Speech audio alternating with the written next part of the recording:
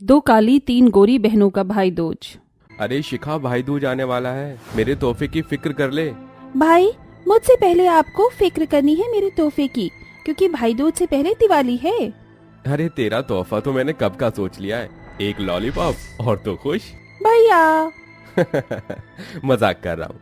मेरी सबसे छोटी बहन के लिए तो मैं बिल्कुल राजकुमारियों जैसा तोहफा लेकर आऊंगा। शुक्रिया भाई। ऐसे बोलकर शिखा अपने भाई के गले लग गई।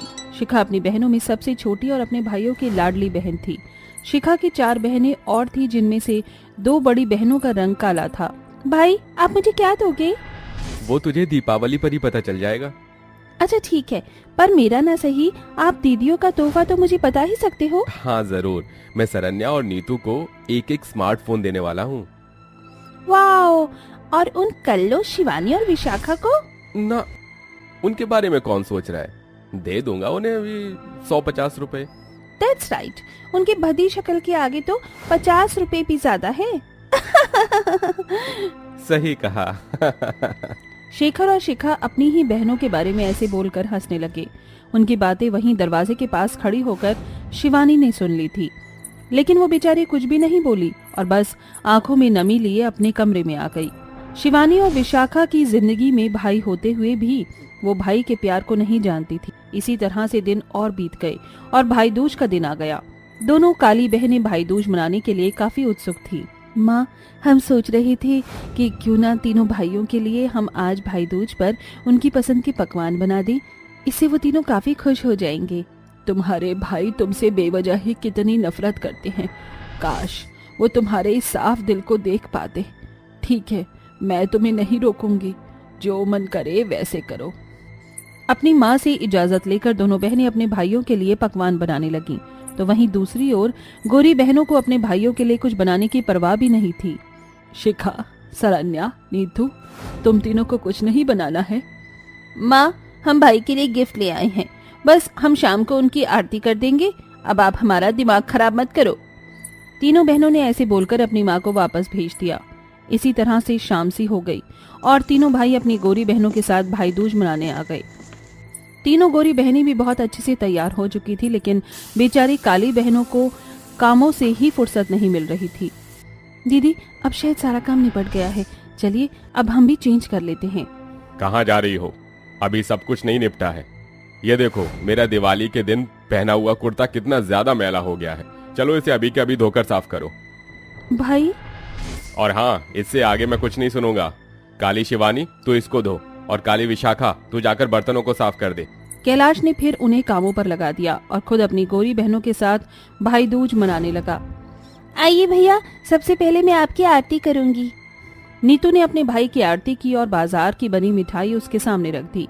इसी तरह से 2 और बहनों ने आरती वगैरह कर दी और वो सभी मिलकर हंसी मजाक करने लगे। घर के कामों को निपटाकर विशाखा और शिवानी भी आरती की थाली सजा कर लेकर आई, लेकिन अरे अरे, तुम दोनों की भाई दूज के लिए आई हो क्या? जाहिर सी बात है सरन्या। 1 मिनट, अपनी आरती की थाली को यहीं रखो और पहले जाकर दोनों छत पर से कपड़े ले आओ। शिवानी और विशाखा ऐसा करना तो नहीं चाहती थी, लेकिन अपने भाइयों के आगे वो कुछ नहीं बोल पाई और शांति से कपड़े लेने चली गई। वो तीनों भाई बहन उन्हें किसी न किसी काम में उलझाकर भाई दूज ना मनाने देने की कोशिश कर रहे थे, लेकिन बेचारी शिवानी और विशाखा इस बात को बिना समझे बस उनके इशारों पर नाच ही रहे थे। भैया, ये दोनों तो चली गई। मैं नहीं चाहती कि ये काली कलोटी आपके साथ भाई दूज मनाए। चलिए, इतने ये नीचे आती हैं, आप तीनों कहीं चले जाइए। मैं भी इनके साथ कोई भाई दूज नहीं मनाना चाहता।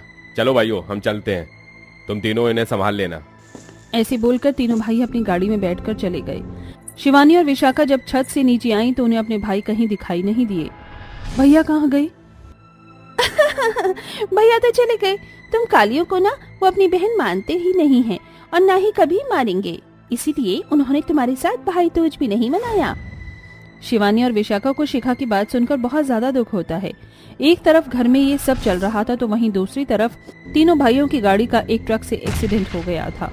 एक्सीडेंट काफी भयानक था और इन तीनों को बहुत ज्यादा चोट आ चुकी थी। जो लोग सड़क पर थे उन्होंने कैलाश, व्योम और शेखर को किसी तरह अस्पताल पहुंचाया और जैसे ही उड़ती उड़ती एक खबर घर वालों को लगी तो वो सभी भागते हुए अस्पताल पहुंच गए। हाय, ये क्या हो गया? डॉक्टर, कैसे है मेरे बच्चे? कहाँ है वो? देखिए, शांत हो जाइए। ये हमारा अस्पताल है, कोई आपका घर नहीं है।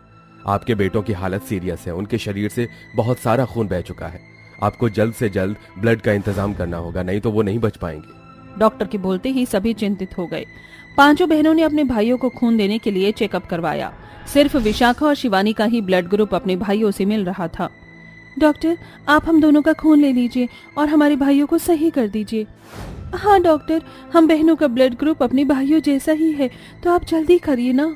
ठीक है, आप दोनों आईसीयू में आ जाइए। दोनों काली बहनें आईसीयू में चली गई और 2-2 यूनिट ब्लड उन्होंने बिना सोचे समझे अपने भाइयों को दे दिया। कुछ देर बाद जब शेखर, व्योम और कैलाश को होश आ गया। शिखा, सरन्या, नीतू, कहाँ हो सभी? हम यही हैं भैया, आप। माँ कहाँ है? यकीन नहीं होता कि हम बच गए। ये हमारी बहनों की दुआओं का ही कमाल है।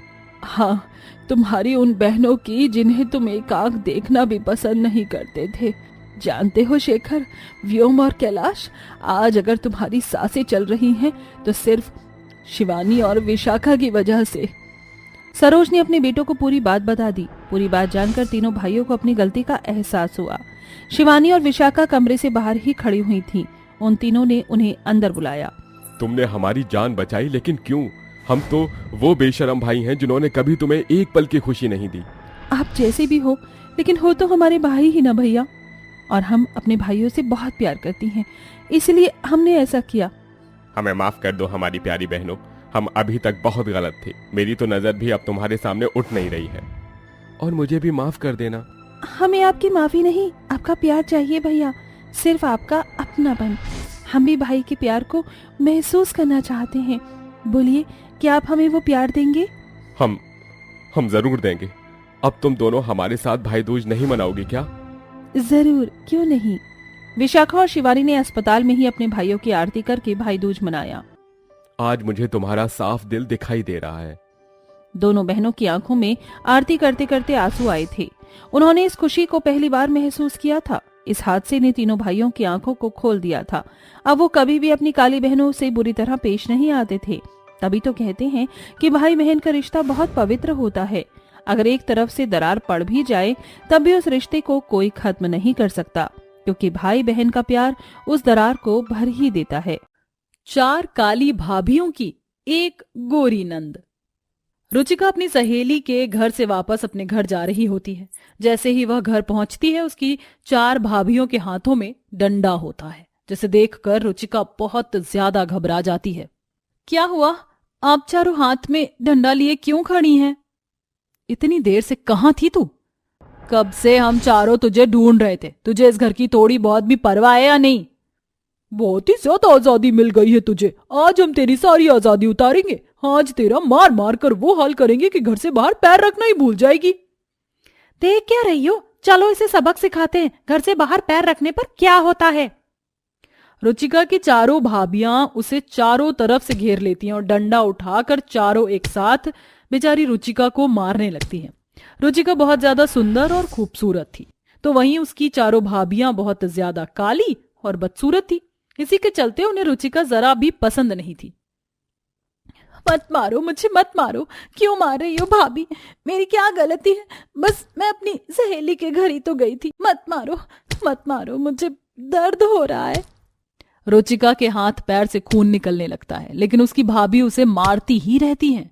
फिर दर्द से चिल्लाते चिल्लाते रुचिका उसी समय बेहोश हो जाती है और अचानक से उसकी नींद खुलती है और वह जोर से चिल्लाते हुए उठती है। नहीं, मत मारो मुझे। रुचिका के जोर से चिल्लाने की वजह से उसके चारों भाई, चारों काली भाभियां और उसकी सौतेली माँ उसके कमरे में आ जाती हैं। अरे क्या हुआ तुम्हें? इतनी जोर से क्यों चिल्ला रही हो? क्या हुआ बहन? तुम्हारे चेहरे पर से पसीना क्यों टपक रहा है? कोई बुरा सपना देख लिया क्या तुमने? क्या हुआ? बोल क्यों नहीं रही हो? रुचिका बोलो ना, कैसे पुतले की तरह चुप हो गई हो? रुचिका रोते हुए अपनी भाभियों की तरफ देख रही होती है। वह अपने भाइयों से कुछ कह पाती, इतने में उसकी भाभी कहती हैं, क्यों परेशान कर रहे हो इस बेचारी को? वैसे ही बुरा सपना देखकर उसकी हालत बिगड़ गई। चलो आप सभी अपने कमरे में जाओ, मैं इसे सुला कर आती हूँ। राधिका के ऐसे कहने के बाद सभी को उनके कमरे में वो भेज देती है और सबके जाने के बाद वह रुचिका से कहती है, लगता है सपनों में तो हम चारों बहनों ने ही तुम्हारे ऊपर जमकर अत्याचार किए होंगे। क्यों, सही कह रही हूं ना मैं? तभी राधिका ऐसा कहकर रुचिका का गला पकड़ लेती और कहती है, जो हो रहा है, जैसा हो रहा है, इसे चलने दो। अगर किसी को भी इसकी भनक लगी कि हम तुमसे घर के सारे काम करवाते हैं तो हमसे बुरा कोई नहीं होगा। राधिका ऐसा कहने के बाद कमरे से चली जाती है, जिसके बाद बेचारी रुचिका रोते हुए अपनी माँ को याद करने लगती है। माँ, आप कहाँ हो? मुझे क्यों छोड़कर चली गई इन लोगों के बीच? मेरे भैया को जरा भी दया नहीं है कि उनकी बहन के साथ कैसे कैसे अत्याचार हो रहे हैं। बेचारी रुचिका कमरे में रोती रहती है तो वहीं राधिका अपनी बाकी की तीनों बहनों के पास जाकर कहती है, फिलहाल तो मैंने संभाल लिया है, वो गोरी चमड़ी वाली अपना मुंह नहीं खोलेगी। ज्यादा ही ड्रामा करना आ रहा है इसको। कल सबके जाने के बाद घर के काम करवाते करवाते इसकी नानी याद ना दिला दी ना तो मेरा नाम भी अमायरा नहीं। अगर सारी प्रॉपर्टीज के नाम ना होती तो इसको तो मैं कब का इस घर से निकालकर बाहर फेंक देती। छोड़ो, इसको तो कल सबक सिखाते हैं। फिलहाल हमें सो जाना चाहिए, मुझे तो बहुत तेज नींद आ रही है। सुप्रिया ऐसा कहकर अपने कमरे में चली जाती है तो वहीं उसकी बाकी की बहनें भी अपने अपने कमरों में चली जाती हैं। रुचिका के गोरे रंग और उसके नाम हुई प्रॉपर्टी के चलते वो चारों काली लालची बहुएं उसके ऊपर बहुत अत्याचार करती हैं, जिसके चलते अब बेचारी रुचिका का जीना हराम हो चुका था और वह तिल तिल रो पीट कर उस घर में रह रही होती है। एक दिन उसकी बहुत ज्यादा तबीयत खराब होती है। मेरे सारे कपड़े गंदे हैं और जो पहनने वाले कपड़े हैं उन पर भी प्रेस नहीं हुई है। ये रुचिका की बच्ची कहाँ गई? अभी तक नाश्ता भी तैयार नहीं किया इसने हमारा। कहाँ है ये रुचिका? जरूर अपने कमरे में आराम कर रही होगी। चलो इसके कमरे में ही जाकर इसको लेकर आते हैं। काम चोर कहीं की, कोई काम नहीं करती। वह चारों रुचिका के कमरे में जाती हैं। देखो तो जरा कितने आराम से पैर फैलाकर सो रही हैं।